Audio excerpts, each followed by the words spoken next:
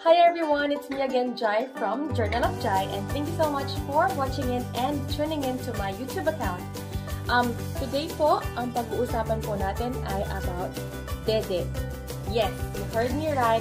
Ang topic po natin ngayon ay all about dede and basically about breast cancer awareness. As you all know from my previous post po, is I did a breast cancer awareness fundraising event which is a pink breakfast.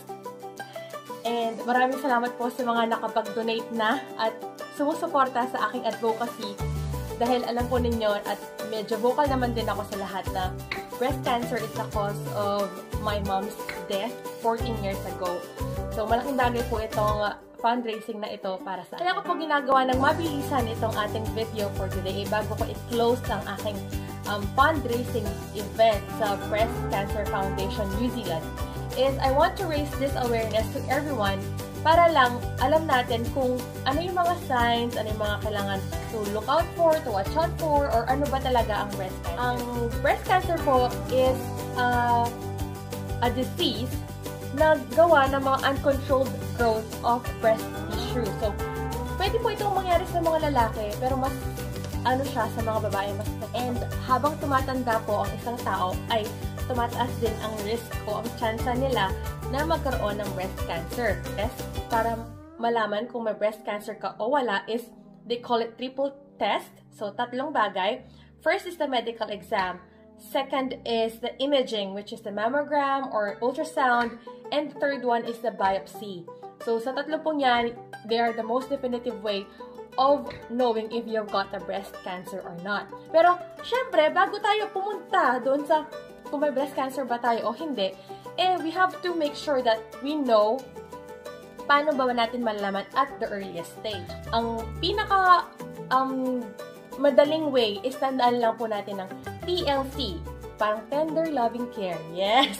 Pero hindi po siya para sa Tender Loving Care. Ang TLC ay, diba? Ililipat ko muna yung page ko dahil may mga notes ako. Ayan. First is touch. So, T for touch. Touch is, you have to touch if you have lumps or thickening on the breast. It's a 60-second test. Pwede nyo po itong gawin habang kayo ay nagsha-shower or naliligo.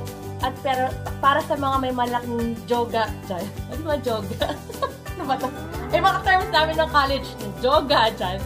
Mas madaling ma-check ang tissue, ang breast tissue kung nakahiga. Pero since sakto-sakto lang tayo, nagpapadede po ako. So, gagawin na lang natin. The first easiest thing is itaas ang ating kamay at i-feel ang ating dede. Paikot po. Ayan, ganyan. Pwedeng paikot or pwedeng pababa. Huwag po natin kalimutan ang ating kilikili part at simula siya dito sa collarbone. Paikot kasi pwedeng hanggang dyan. Ayan, paikot hanggang sa rib cage. Ayan. O, diba? Gawin nyo lang po sa kabila. So, yun ang number one tip to raise and to know if may pagbabago ba sa ating breast tissue is you have to touch your own. Second is for the letter L, which means look. Now, para po sa lahat, babae o lalaki na nagpo-follow sa akin at gustong malaman kung ano ang ilo-look for, ito lang naman ang tanong. How much do you know your normal breast? Tagulugin natin, gaano mo kakilala ang suso o dede mo? Oh, yeah. Sure ako, marami dyan, ay ano nga ba ang normal natin? Maliban sa asawa nyo po, dapat alam nyo din kung ano ang normal na itsura ng inyong dede. Siyempre, sabi nila, usually hindi sila pantay, depende lang din. Pero, ikaw lang ang makakapagsabi kung ano ang nag-iba o kung ano ang normal sa'yo at kung ano ang nagbago sa dede mo. Meron po tayong mga to look out for kapag tinitignan natin ang ating dede. Tulad nga po na sinabi ko, dun sa touch, the other thing is, tumayo po tayo sa harap ng isang salamin. Hello. Ayan, salamin. Pero syempre mas maganda yung whole body, diba? Tapos, ayan, tatayo tayo sa harap ng salamin. And then, you look for the shape of your boobs, the shape of your dede, at kung ano ang kulay, normal na kulay ng ating dede. at kung ano ba ang mga pagbabago, kung meron man. Ito, di ba? May orange ako dyan. Usually, your skin would look like this one, which is orange peel skin. Isa sa mga sign point kung ganito yung itsura ng... Tama bang ginagawa? Kung ganito ang itsura ng inyong dede, which is a different one from your normal one. Tapos, meron din minsan nipple inversion. Ano ang nipple inversion? Kasi usually, ang utong po ng mga tao is nakalabas. Alam naman natin yan. Pero kung napansin nyo na bakit siya pumapasok na wala namang dahilan, maliban kung mainit, eh isa pong early sign yan. Tapos, another sign is kung may discharge yung inyong dede, usually white or red. Yung hindi normal kasi unless nga po nagpapadede ka, ay dapat walang lumalabas din na kahit ano. And next one is dimpling.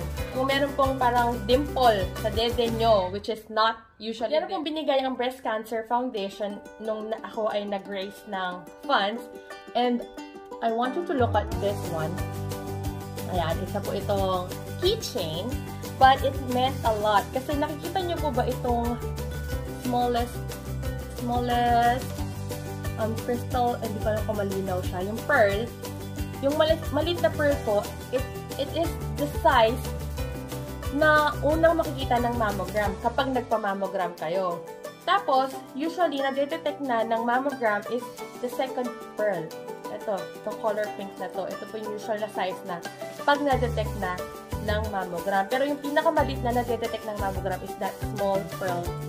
Nakita po ninyo dyan. And, kung hindi po tayo nagpa-mammogram, eh, ganito po kalaki ang lump kapag nagpapalpate tayo ng ating dede. So, kita niyo yung difference. Pag nagpa-mammogram kayo at age of 40, which is kung ano pong gusto ng ating gobyerno or the healthcare here in New Zealand is as early as 40 years old is we get the mammogram. Libre po yun sa iba every 2 years or 3. Ayan, ito po yung smallest. Pero kapag nagpapalpate ka, usually ganito. So, kung di po ako nagkakamali, nung nalaman na ng mama ko na may breast cancer siya, dahil siya ay nagpapalpate lang siya, eh, ganito na siya kalaki yung lump sa kanya, which is, yeah, tinanggalan ko ng suso ang aking nanay. Ano ba ang mammogram? A mammogram is a safe, low-dose x-ray which would detect any lump on your dede. So, isa po siya sa mga early way na test. Ayun nga, tinagalog ko lang, ano pa ito sarili ko? Para malaman kung meron bang tumor dyan sa dede natin. Meron po dalawang klase ng tumor. Isang benign, which is non-cancerous, hindi po ito cancer. Isa lang siyang bukol na hindi cancer. And the malignant, which is the cancerous one. Usually, po yung kailangan ng chemotherapy, radiation, or yung tulad nga po na sinabi ko, mastectomy, which is tatanggalan ng... Bakit ko ito ginagawa? Kasi I want to raise this awareness to everyone na wala pong pinipili ang cancer. Kaya, the earlier na we detect, the more that we are aware of this one is the better. Kasi, mahirap po na magkaroon ng cancer ang mga taong mahal natin sa buhay. Dahil wala nga itong treatment. Usually, yung 85 to 95% of cancer was acquired over time. Ibig sabihin, habang tumatanda ka, ay tumataas din ang chance na magka-cancer ka. And 5 to 10% of this is just the genes. So, kung yung 5 to 10%, like yung mama ko nagka-cancer, malaki din ang chance na, hindi naman malaki kasi 5 to 10% lang, pero may chance, may posibilidad. So, paano ito may iwasan?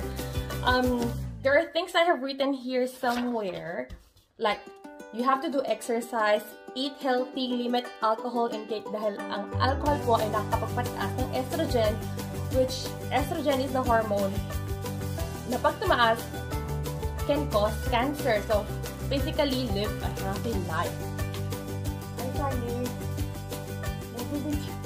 And there you have it. Sorry, pumasok po si Charles na hindi nagsasabi sa akin. Ayan. So, ayun, bakit ko sinusuportahan ng Breast Cancer Foundation in New Zealand? May nagsabi sa akin na hindi daw sila mag-donate dahil sa New Zealand ang foundation. At ang sagot ko lang kahit saang bansa ka naman, basta pagka nagka-cancer ka, kailangan mo pa rin ng suporta. So, wala akong pinipili. I mean, kahit saan ako sa buong mundo, siguro I will support something which is my advocacy at the moment, maliban sa mga kababayan natin is to raise this awareness. So, nga nagtatanong po, anong ginagawa ng Breast Cancer Foundation of New Zealand sa pera na nalilikom nila is, I have read somewhere and have done my research, usually is for the research and for the medical expenses, to raise awareness and education, and to support those who have cancer na. Kasi, kung maniwala man po kayo o hindi, marami din tayong mga Kiwis or mga tao dito sa New Zealand na mayroong cancer. Gusto pa pong mag-donate, this is the last call.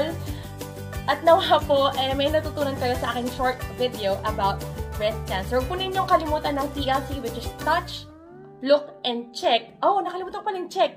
Check with your GP kapag meron po kayong naramdaman something on your dede na wala naman doon pero nagkaroon kayo. Early detection is better than cure. Alam po lahat natin yan.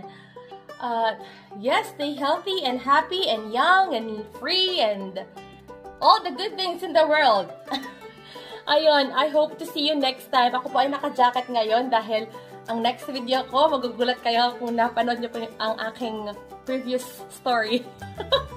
May nagtatanong about sa muna para may sense of surprise ang aking kilikili. Ayun, maraming salamat po for listening and I'll see you again next time on my vlog. Don't forget to hit like and subscribe on my YouTube channel and i-share niyo po itong video na to sa lahat ng mga Pilipino, lahat ng tao who would benefit something to learn about breast cancer. And thank you so much and have a great day. I'll see you again!